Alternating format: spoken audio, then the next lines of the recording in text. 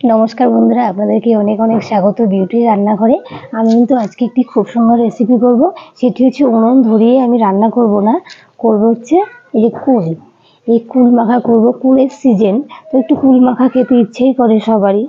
তো আজকে আমি কুল মাখাটা করব একদম অন্যরকম ভাবে, দারুণ লাগে খেতে।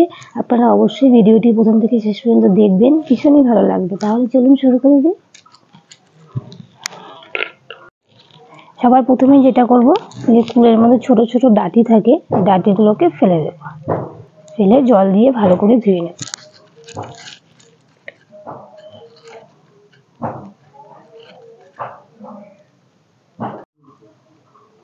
এই যে বন্ধুরা, কুলগুলোকে জল দিয়ে ভালো করে ধুয়ে নিচ্ছি।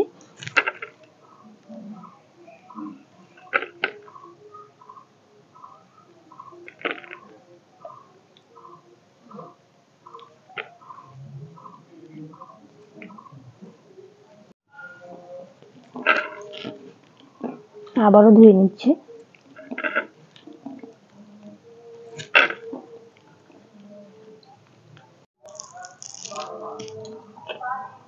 নিয়ে নিয়েছি ধনেপাতা।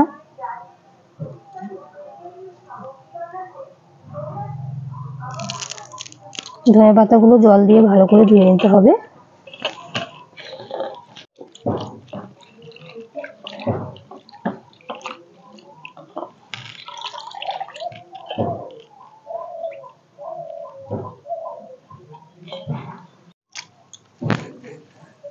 ধনেপাতাগুলোকে আমি হাত দিয়ে একটু এরকম করে ছিঁড়ে নিচ্ছি।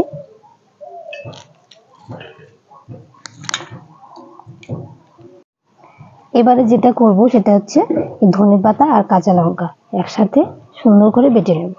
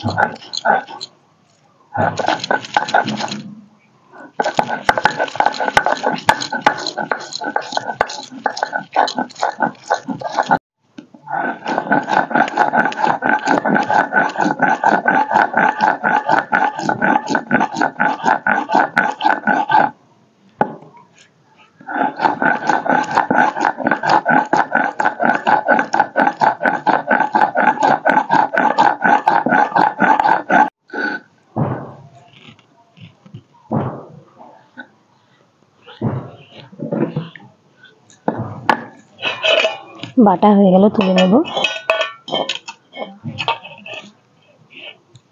এই কুলগুলো এখন এই বাটির মধ্যে নিয়ে নেব। নিয়ে ভালো করে হাত দিয়ে চটকে নেব, একটু ভেঙে ভেঙে নেব।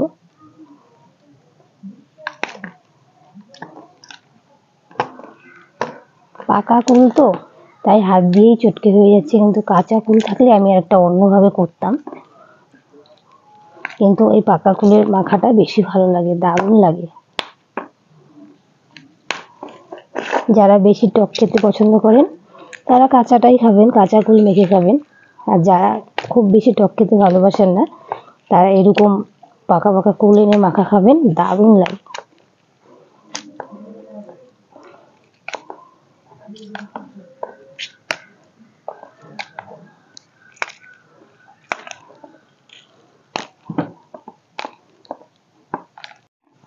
এখন এই কুলের মধ্যে দিয়ে দিব ধনেপাতা আর কাঁচা লঙ্কা বাটা,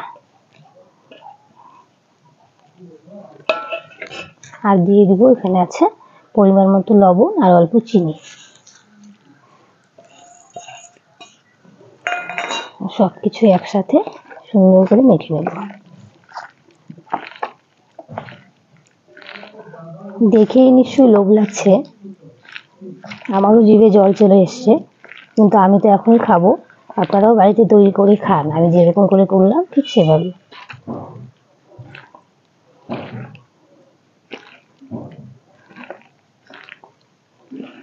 দেখুন তো, দেখে দারুণ লাগছে না?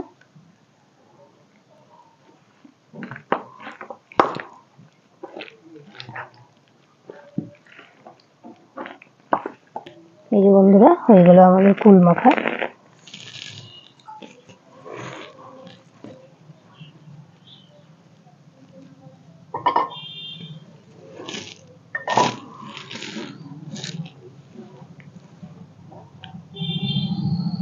এখন আমি একটু খাবো কুল মাখা, খেয়ে দেখি কেমন হয়েছে।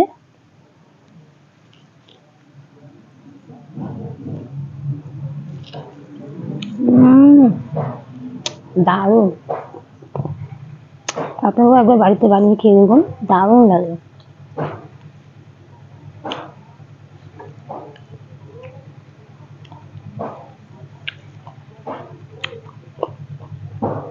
অসাধারণ।